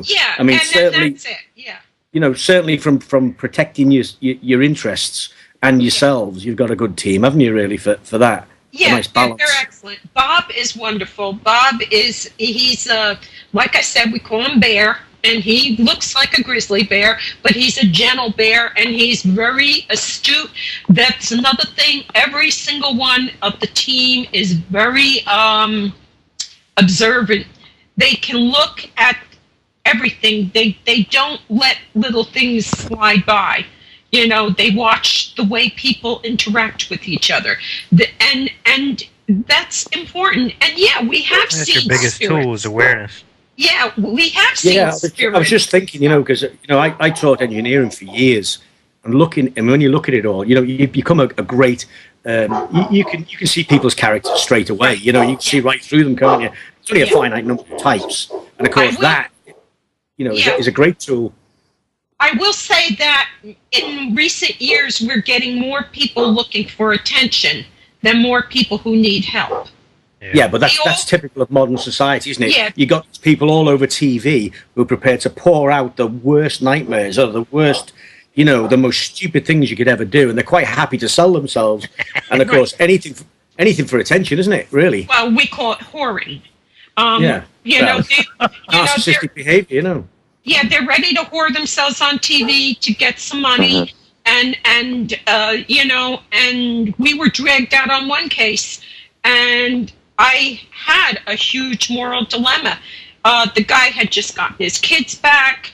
They were living in a house that had a lot of problems in it, and he started bad-mouthing me, saying, because he wanted me to look at his book that he was writing. And I said, I don't do that. I told you that. Don't drag me out here for that. And so he started bad-mouthing me, and I told the team that had originally called me in, because they went there and said they didn't see anything going on. I said, you didn't see anything going on. You didn't see the oil leak in the basement. You didn't see the gas leak. You didn't see this. You didn't see that. Oh, yeah. I remember you telling me about this case. And I said, okay, I need you to tell this guy to cool his jets, because I says, I'm on a fine line here. Should I report him for having that kid that had heart surgery in a house that should be, closed down? Condemned, right. I says, but I was thinking of the child. The child, is that the best thing, is to have it pulled away from its parents again? This is what I was saying before. The whole moral situation, with many of these cases. Obviously, you're walking into something that starts off as some kind of ghost investigation and turns instantly into this whole other saga. That needs, that completely diversifies or diverts the whole course of an investigation into something else. And it happens way often. Yeah, that's my problem with these TV shows, because if they're not walking in on this stuff, then they're picking and choosing who they're helping. Yeah, of course they are. I mean, TV, you can't really relate TV to any form of reality whatsoever. It just doesn't happen. Anything to do with paranormal TV. Yeah, they're just picking and choosing cases, and is this one any good for TV? Is this one going to be good for TV?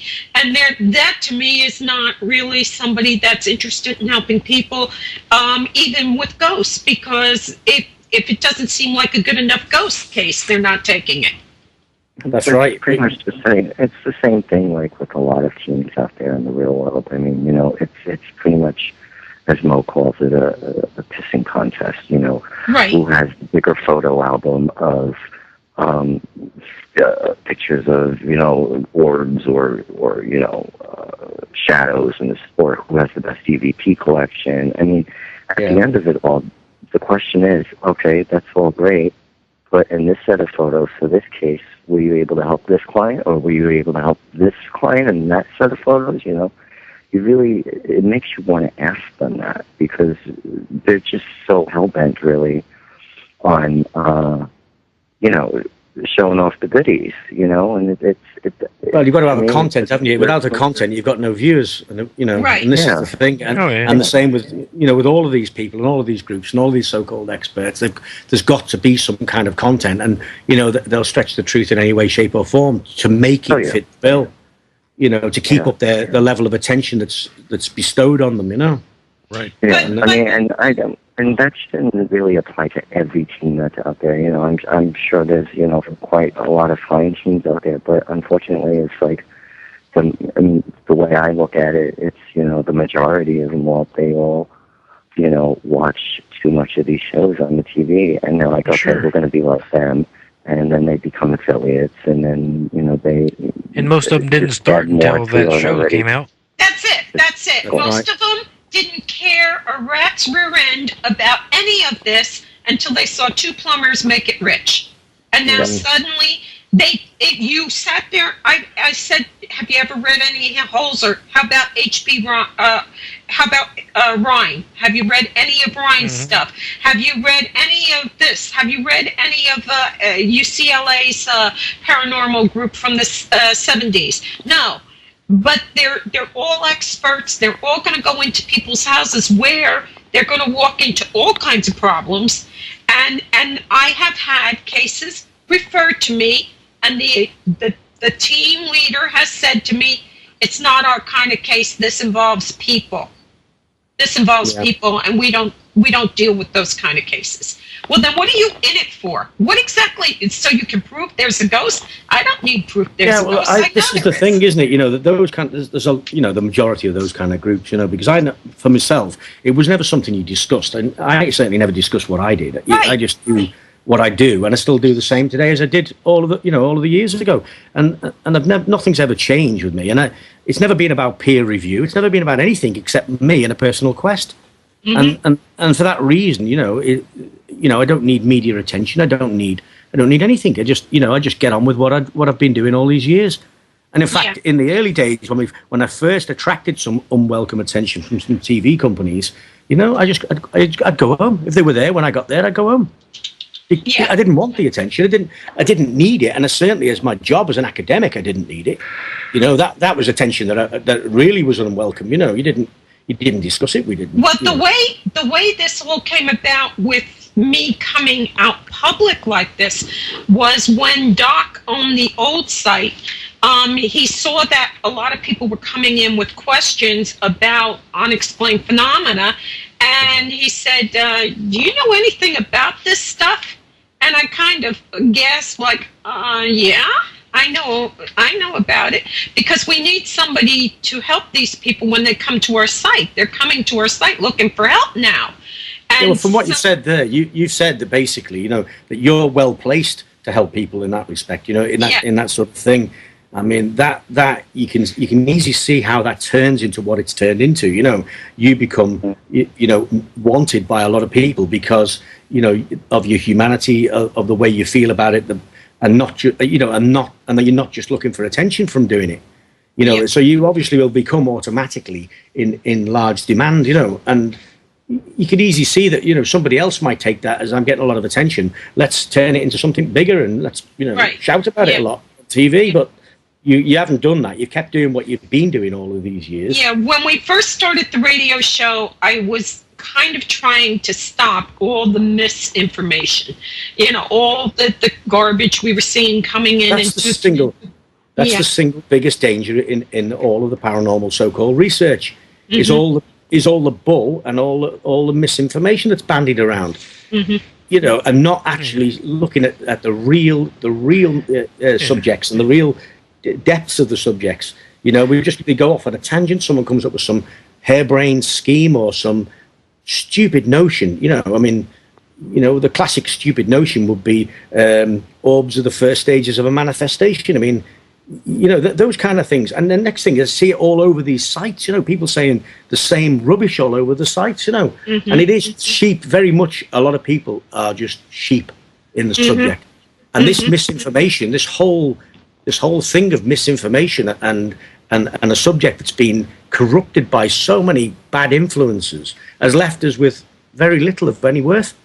Yeah. We have to close up, guys. So do you have any last thing you want to ask before we close? Hey, Mo, let me ask you this. Okay. All right.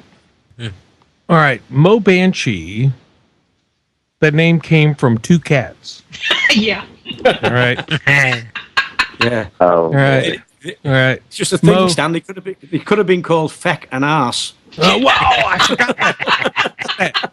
Feck and arse, because we're down low on the count. All right. Mo would be feck arse now. That's right. Feck and arse. Well, but Mo, what is your first name? It's Gail. Gail. That's the first time I've ever heard her say it. I cannot believe she even just said that just now. I'm like, I know. Put this on the calendar. See, prying minds want to know. Yeah, that's my real name. Nobody has said it since 1998. Cool. But your fans need this knowledge, Mo. I know it. You're feckin' fans. My Yeah, your second, feckin' fans, yeah.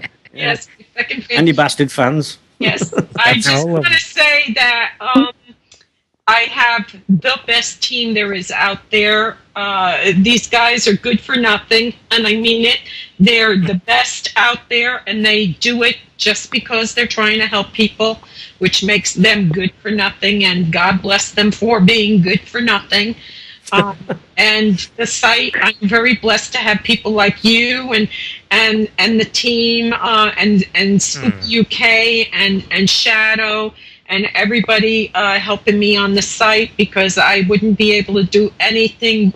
Sam is our sentry. He's the one who approves the count. Oh, yeah. I could not do anything without these guys, and I'm very blessed that these young people have chosen to learn what I value is helping people. Absolutely, did I too. No, yeah, no doubt. And we love you too, whatever your name is. Thank you. Yeah, whatever your name is, you old broad. You old broad, you. Yeah. Yeah. So I want to thank you guys for this. This was a lot of fun. We'll have to do it again. Sure. Maybe in 20 years we'll do it again. We'll do it telepathically then. Yeah, no, it was a lot of fun. I enjoyed it tremendously. Yes. And you guys were great. You guys were so great. It just makes a change. It makes a change actually talking about you rather than you talking about everybody else. It's actually where it all fits together. I mean, I've learned quite a bit tonight about how you fit it all together, which is, it's not something that you get from just listening to the little snippets in your normal radio shows. Exactly. To see that there is this whole big human element thing going on. That's as obviously bigger than any of the investigations, really. It is. I think that's the most important part for me is I don't care if it's a ghost or not. I just want everybody to be okay living in their houses. I want people, if their grandmother's ghost is there, that's cool. Grandma loves you. She didn't hate you in life. She don't hate you now, Get over it. Everybody just start living and enjoying life, not being afraid. And that's important to me, especially when children are involved. I'm very concerned about children. And when they see mom and dad sitting there screaming, watching a show, they got to be asking themselves, who's going to protect me now? Yeah, I can see that. So that's where we fit in, and hopefully God's going to shine on us for doing it. And like I said, I couldn't do it without the boyos. They're wonderful. They're an awesome team. And you can find us at asylumsgate.com. Okay? Thank you, guys. Write it down. Thank you. Thanks, Mo. Yeah. Good night. Thank you, guys. Good You guys night. are awesome. Have a good Okay, night. next week I'm going to be playing some Easter music from Jesus Christ Superstar. And we'll be seeing you next week, same time, same station. God bless you all. I love you all. Have a good night. Ciao. Somewhere over the rainbow, birds fly. Birds fly over the rainbow, while love can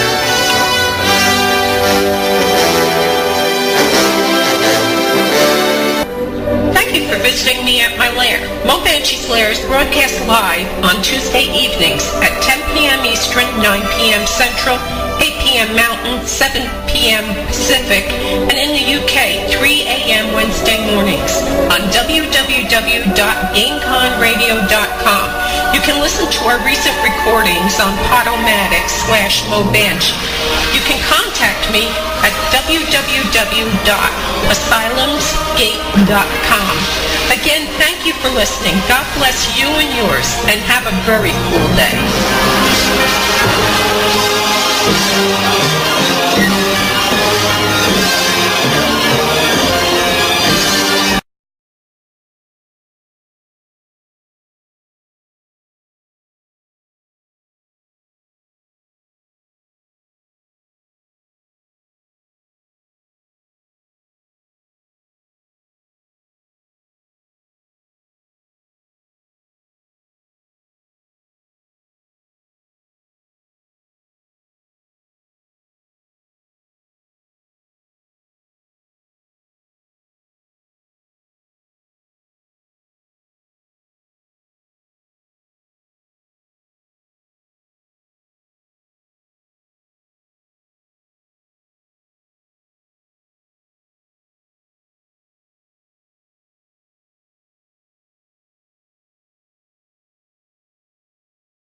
the theme from The Shadow and Singing Skies and Dancing Waters. They're 3 favorite songs of mine, so I hope you guys are going to enjoy it.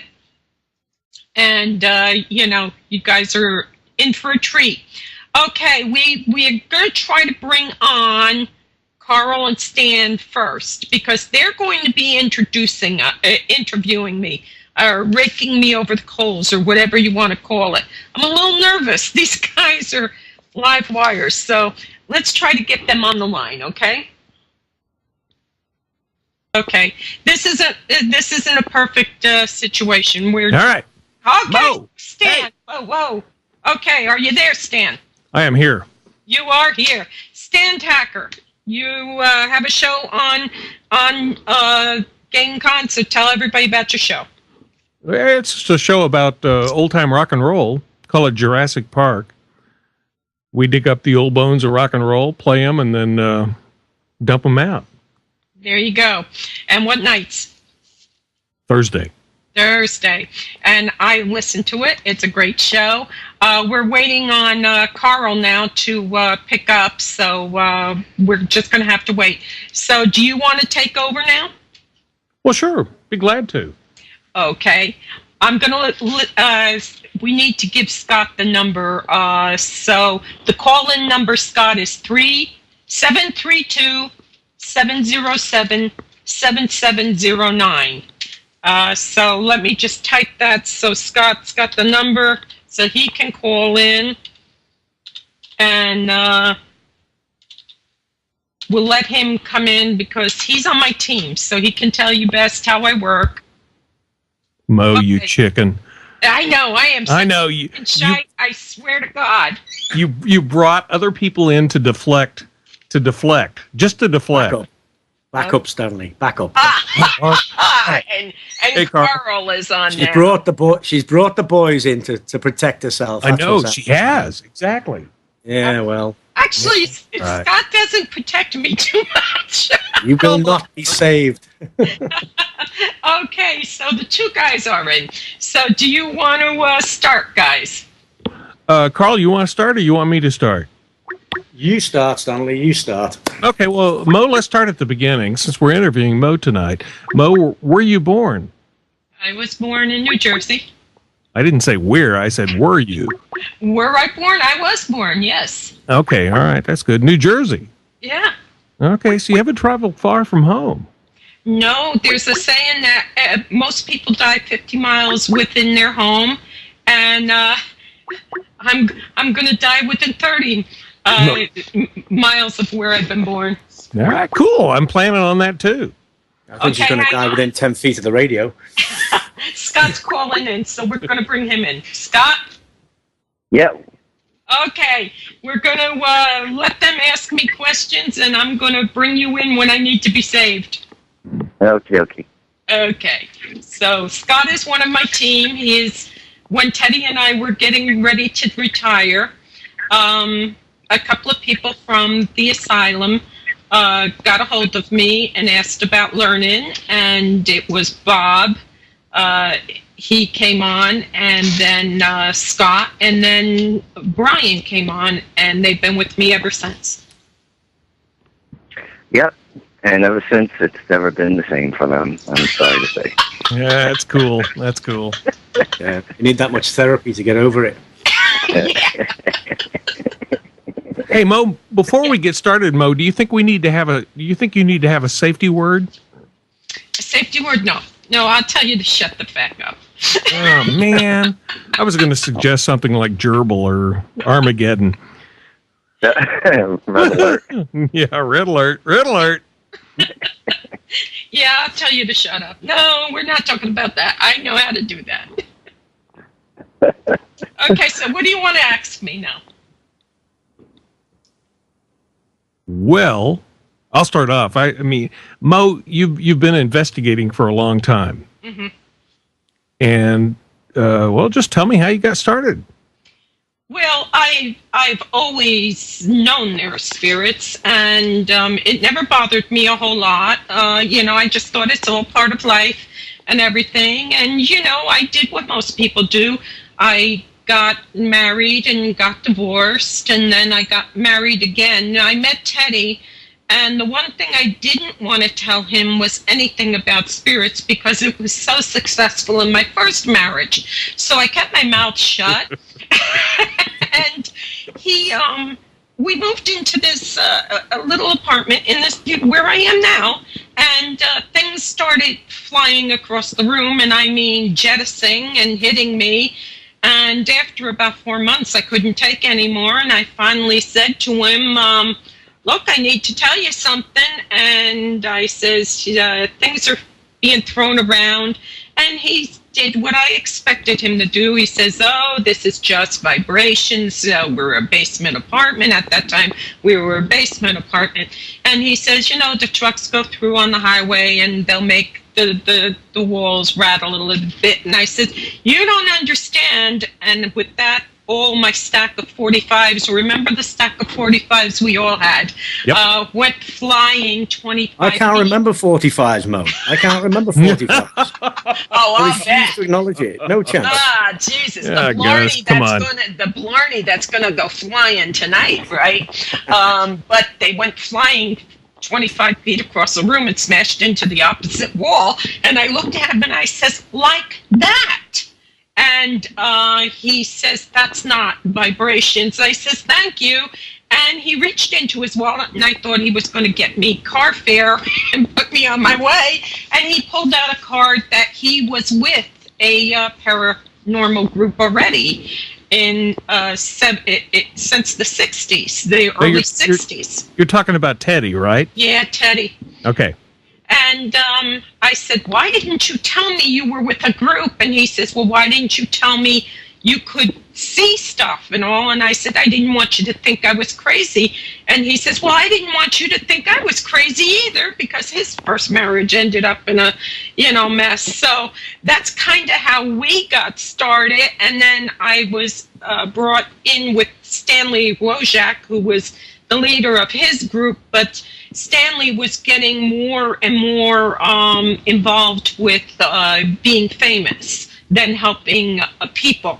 And when he would investigate, it was always with the intent of putting it in a book or something like that. And Teddy and I felt that people were being left in the dust. We didn't like that, People need help. They don't want to be in books necessarily, so we decided to go off on our own, just the two of us, and it's been the two of us since 1978.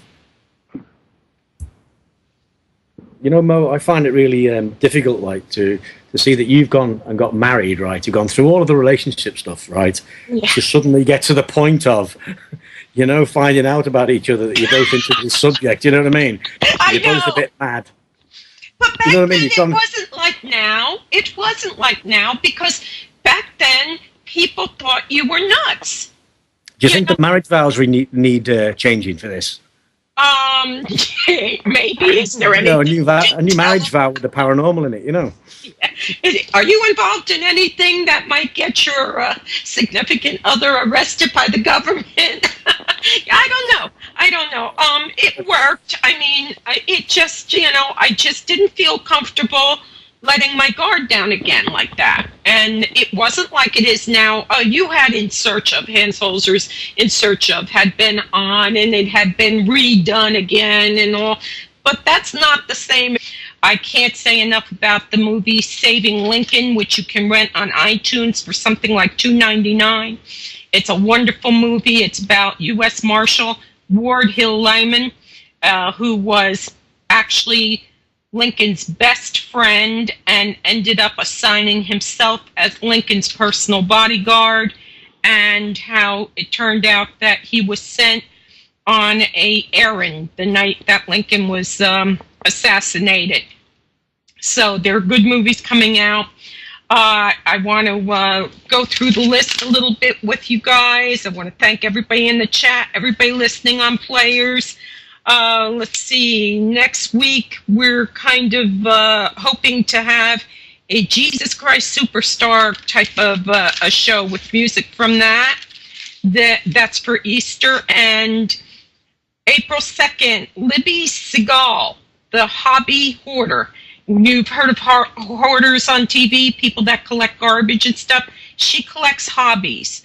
And this girl is amazing. Some of the things that this girl does as she goes through life trying new hobbies, bungee jumping, you name it, she's tried it. And it's going to be a really fun show.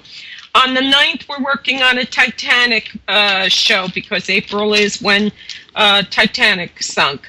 And on the 16th of April, Cheryl Lynn, our favorite psychic medium, is coming back with 2014 predictions. And on the 23rd, the manager of the Forum in the Metuchen, the Forum Theater in Metuchen, I used to go to as a young lady.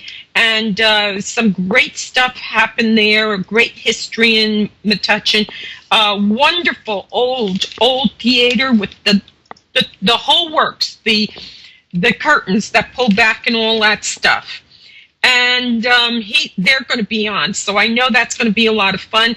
And then on the 30th, Ansel Hollingsworth Productions is coming on with Dr. Mabuse. We've got a full slate, man. And then in May, Chad Hopkins is coming back on to talk about Lyndhurst, New Jersey, and Lyndhurst, New York, the Dark Shadows Convention for 2013. And then on the 14th, Carolyn Quinn is coming on, and she's written a book about Mama Rose's turn. It's the true story of Gypsy Rose Lee's mother. So we've got some really awesome shows coming up. Our music tonight, I thought, since this is pretty much about us and me, The Wings That Fly Us Home by John Denver, Original Sin.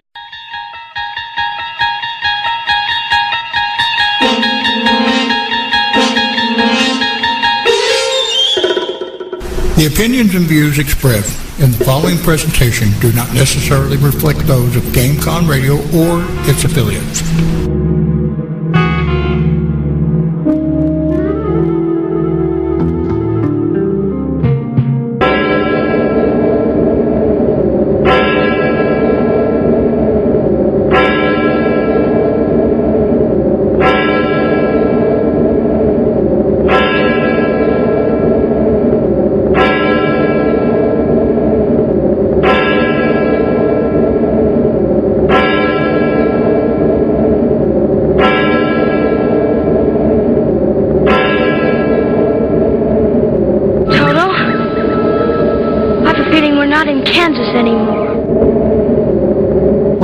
Moebanshee's Lair, Visionary Talk Radio on GameConRadio.com. We rock your world. Welcome to Moebanshee's Lair, Visionary Talk Radio on GameConRadio.com. We're having a little bit of a glitch tonight. I hope you can hear me. If you can, everybody let me know. Tonight's going to be... We're on. Okay, thank you. Tonight's going to be a very weird night. It already started out weird. We couldn't, get things going. We're going to be bringing in two of Asylum's inmates. They're going to be interviewing me. I also am going to be adding Scott, one of my team, and Brian, if he can call in. I'll give you the number in a minute, guys, and you call in, and we'll hook you up. But first, we have some crazy but news. I want to remind everybody the weather's really lousy. It's very cold. Yesterday, we went from sleet to rain to snow to sleet to rain to snow. And finally, tonight, around 5 o'clock, the sun broke out. Animals need to be taken care of and protected. So please, if you're seeing an animal in trouble, don't go on people's property, but call your local animal services, your local police department, and ask them to check on the animal's welfare. If you see a house that's empty and you know they had pets there, please just look in the windows, tap on the door, see if there's any animals left in the houses. People are still losing their houses, and they don't have the money to do anything with the animals, so a lot of animals are being left to starve in houses. Our good friend Dr. Mabuse, the movie is coming out pretty soon. We're going to be having the producer and director of that coming on pretty soon, so I'm real excited about that.